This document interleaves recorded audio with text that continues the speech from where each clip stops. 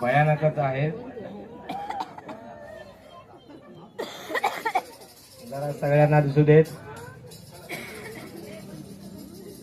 दुर्गा मातेचं रौद्र रूप आपल्या समोर आहे. अगदी हुबेहूब दिसत आहे. या वेशभूषासाठी टाळ्या होतील एकदा जोरदार.